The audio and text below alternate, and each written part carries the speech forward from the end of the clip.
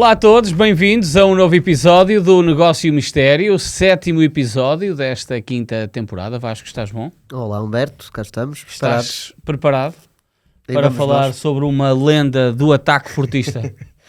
É uma verdadeira lenda. Acho que não há ninguém que não se lembre deste nome.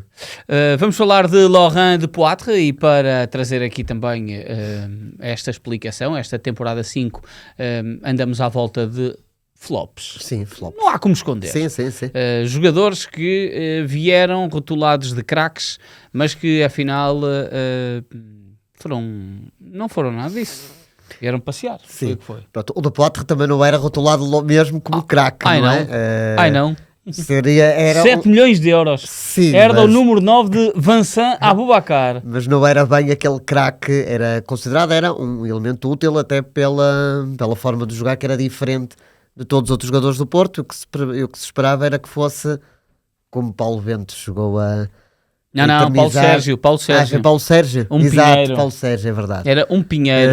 Um pinheiro, ou seja, um avançado alto, muito forte fisicamente, que poderia ajudar muito o Porto, e ele tinha números interessantes. E toda a gente sabe que, até porque estamos assim em época natalícia, não é? Que os pinheiros compram-se na Bélgica. É verdade. O do Poitre vinha de mais de 50 ou 60 golos pelo Ghent nas épocas anteriores. Tinha estado na seleção belga um ano antes, eu só tenho um jogo pela seleção, mas marcou. Jogou no estás a ataque ver. com o Mertens, com o Hazard, com Contra quem com foi? o De Bruyne, contra Andorra. Vale Ok. na mesma. Vale na mesma. Não digas que Que não. eu diga vários avançados do futebol português É isso, e o é seu isso. histórico que tem de Exatamente. golos contra equipas. É isso mesmo. menores. Por isso ele chegou ao Porto na altura, provavelmente na melhor altura da carreira. Obviamente que não era um craque como vários outros pontas de lança que o Porto já contratou, mas era um jogador que era visto como uma mais-valia, até porque o Porto vinha de uma época bastante má. O Aboubakar, que tinha sido titular durante a maior parte da temporada, foi para o Besiktas emprestado. Uhum. O Souk, que também não rendeu nada em meio ano, também abandonou o clube. O próprio Marega também nos esteve muito mal naquela primeira meia época em 15-16 e também sai.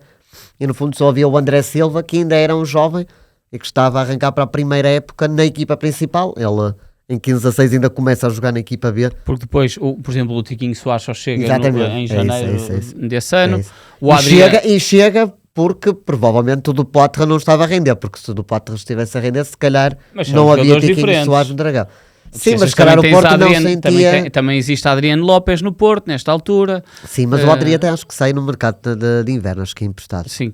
Para o... já não sei para onde. E havia também o Diogo Jota nessa verdade. altura.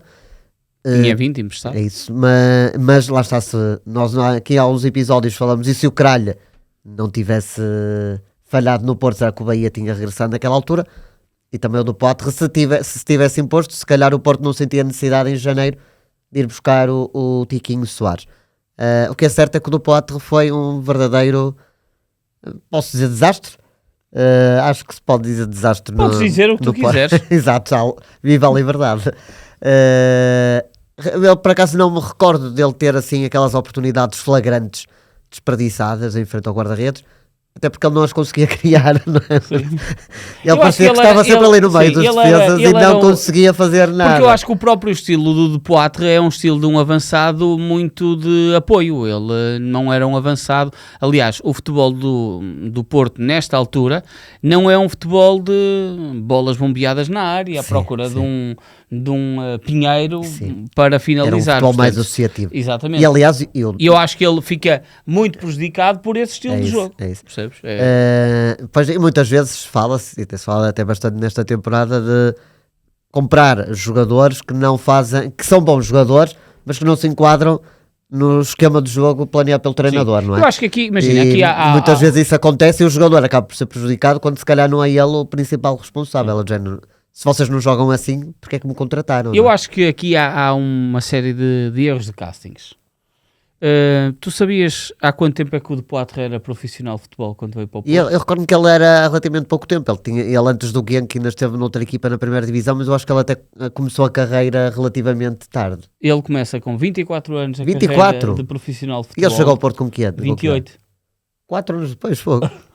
portanto é uma explosão e queda bastante precoce. Ele nesta altura tem 36 anos e já não joga futebol. Pronto, mas sim, mas ele depois do Porto ainda fez umas coisitas, óbvio, nunca foi brilhante. Sim, mas... É óbvio que não estamos com isto a dizer, o próprio Lietzen começou muito tarde como profissional de futebol, mas estamos a falar de um avançado que está na Bélgica e que tem no fundo a sua primeira oportunidade como profissional de futebol bastante tarde. Sim. O Porto paga 7 milhões de euros por este jogador, assinou um contrato por 4 temporadas com uma cláusula de rescisão de 40 milhões de euros. Eu acho que E depois foi vendido por quanto? Nem por metade, provavelmente. Por acaso não sei por quanto é que foi, porque ele vai para o Huddersfield Town. Sim, que está na Primeira Liga. Se calhar o Porto acabou por não perder assim tanto dinheiro quanto isso. Normalmente os clubes ingleses, mesmo os do fundo da tabela, têm dinheiro. Deixa-me cá ver quanto é que foi aqui a venda do Poitre, 3 milhões e meio. Pronto. Metade. Ainda não falei dos números. Não falaste dos números dele. Portanto, ele faz 13 jogos, marca 2 golos e faz uma assistência. Apenas 2 golos.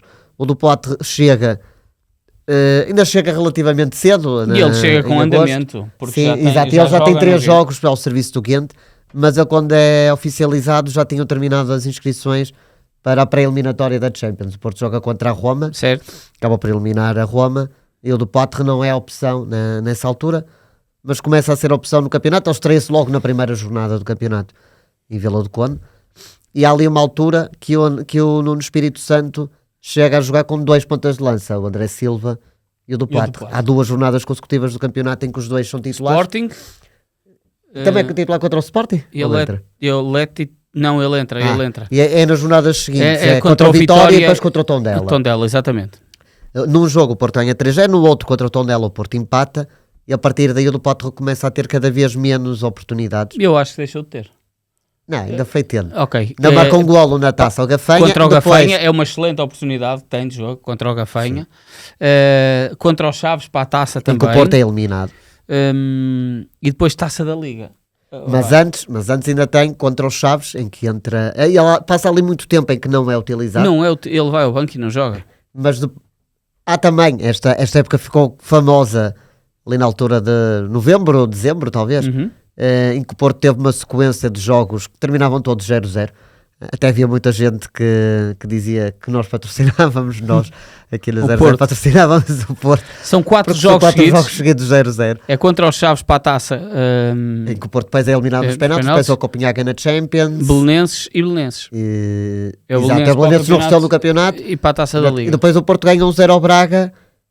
É logo o jogo seguinte? Não, o jogo seguinte é possível, sim, é possível. É porque eu lembro do Porto ganhar ao Braga 1-0 com o golo do Rui Pedro, já nos descontos, em que o Porto já tinha minutos e minutos sem golo, era um desespero. E do Poitre também jogou nessa fase.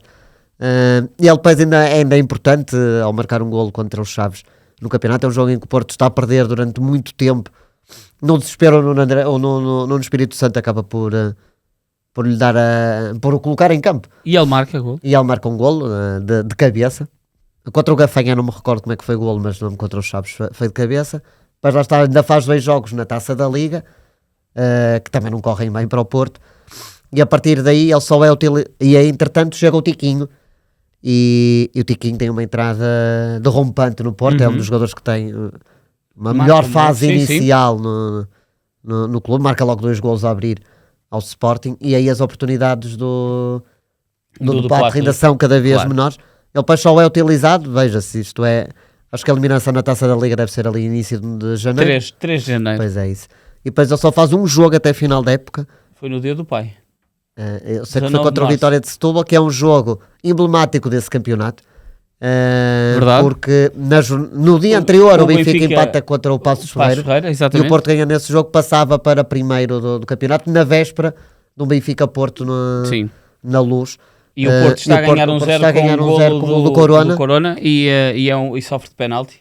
Não é de penalti, é o João Carvalho. É João Carvalho, certo, exatamente. E o do Poitre ainda entra já na reta final, mas já no Porto no desespero. Teve 1 minuto e entrou aos 89 minutos. Entra já no desespero e é o último jogo dele pelo Porto. Ele depois acaba por rumar à Primeira Liga, ele joga no Huddersfield. Sabes que o caminho dele acaba por ficar muito tapado no Porto, naturalmente com essa chegada do Tiquinho, mas ele dá uma entrevista no início do ano ao jornal Dernier Heure, ainda como jogador do Porto, a dizer que precisava de sair, precisava de ir para um clube onde se sentisse bem e onde o futebol dele pudesse ser mais valorizado. E portanto, ele próprio dizia que queria sentir prazer a jogar, que era algo que não encontrava, sentia-se que era uma espécie de bode expiatório. Sim, porque... eu recordo que na altura é que esta equipa do Porto sofreu muitas críticas, até devido à tal seca de golos que teve, mas o do Poitre era muito gozado, até por adeptos do clube, não é? Ele diz que nunca teve explicações por parte de Nuno Espírito Santo para as fracas opções ou o tempo de jogo que tinha também, para os minutos que tinha, e foi mas algo... disse isso então enquanto jogador do Porto, e portanto eu diria que o caminho dele ficou muito... A partir daí, por isso explica que ele depois só tenha jogado 1 minuto em março e acabou. Houve vários jogadores até virem em defesa dele. Eu lembro neste percurso dos Jogos Cobelenenses, há uma entrevista do Renato Neto, que tinha sido colega dele no Ghent, a dizer que o futebol do Porto poderia beneficiar mais de outra forma de jogar por causa de ter o do Poitre, a jogar num 4-3-3, em virtude dele ser um avançado que precisava muito de profundidade, e bolas na área, e era coisa que não tinha, e portanto eu acho que ele foi órfão do próprio futebol do clube e se calhar dele, e isto vai muito ao encontro das opções que são escolhidas. Se calhar veio na época errada para o Porto, com um estilo de jogo diferente. Eu lembro que esse Porto houve aí umas fases em que até criava oportunidades, mas não marcava assim tanto quanto isso. Se calhar do Poitre, se tivesse mais oportunidades, podia ter marcado mais, não se sabe. Uma coisa é certa, que o pouco que ele fez também não mostrou grande coisa. Olha, ele disse que depois, passado uns tempos, numa outra entrevista, que se fosse naquela altura não teria assinado pelo Porto, não teria vindo para o Porto. Acho que os dois ficariam felizes. Exatamente. O do Poitre feliz por não ter vindo e o Porto feliz por não ter recebido o do Poitre. O do Poitre, que depois da aventura no Porto foi então vendido ao Huddersfield Town. Ele na primeira época até o Huddersfield está na Primeira Liga. 6 golos na Premier League. E marca o Manchester United, marca o Chelsea. E toda a também gente é um clube... e toda a gente pensa, fogo, onde é que ele... Quem é este? Os clubes do fundo da tabela em Inglaterra muitas vezes ainda jogam futebol mais direto, mais físico, mais aéreo, e nisso beneficiava o futebol dele. Na segunda época já não corre tão bem e ele acaba por regressar ao seu Ghent, é claramente o clube onde ele se sente melhor. 15 gols, e ele ainda já na final da carreira ele ainda marca quase 40 golos em 5 épocas no Ghent, o que é bastante bom, tendo em conta que já não estava no melhor momento da carreira, que o Ghent não é propriamente, apesar de ser uma boa equipa, não é um Clube Bruges, por exemplo, ali sempre a assumir o jogo. Por isso ele no Ghent é respeitado, tem uma boa carreira. A passagem pelo Porto foi aqui parece que é um erro do sistema. Claro. Ora, eu estava aqui a abrir a última chamada dele à seleção, uma das últimas chamadas à seleção é em 2017, já com Roberto Martínez como selecionador da Bélgica. 2017? Mas não joga, sim. Em que mês de 2017? Em novembro de 2017. Ou seja, ele enquanto jogador do Porto nunca foi sequer chamado à seleção belga. Ora bem, nunca foi chamado à seleção belga enquanto jogador do Porto. Compreende-se também. Não jogava, quer dizer, com Lukaku, mas foi uma injustiça não ter ido ao Euro 2016, que ele vinha aí da melhor época da carreira, mas a Bélgica também tinha Lukaku e tinha o Mirallas e havia outro, era o Benteke, na altura também era o Origi ali a aparecer ainda também, mas sim, o Origi ainda não está, ele surgiu logo depois. Mas, sim, portanto, aquela Bélgica tinha um grande ataque. Mas eu acho que ele também veio para o Porto. Exato. Eu acho que ele até veio para o Porto na esperança de bem. Agora estou a jogar num clube de maior expressão. Se me conseguir impor, consigo chegar à seleção. Não conseguiu impor-se e não conseguiu chegar depois também à seleção. Vasco, para a semana estamos de regresso? Estamos de regresso. Vamos continuar com um avançado. É isso, numa primeira fase aqui do nosso regresso era os guarda-redes que impediam os golos, agora estamos nos jogadores que supostamente marcavam golos, mas não marcaram assim tantos quanto isso. Pois é, vamos trazer... O próximo nenhum golo marcou. É Não, só... oficial nenhum gol. É isso, nenhum Oficial nenhum golo marcou. Portanto, fica aí essa dica para tentarem adivinhar. Comentem também o podcast Negócio e Mistério, deem as vossas opiniões, sugestões, naturalmente. Temos recebido muitas. Já temos aí ideias até para a 6ª temporada, mas ainda estamos numa fase muito prematura para dizer o que é que vai ser. Esta é dedicada aos flops e para a semana há um novo flop que passou pelo futebol português.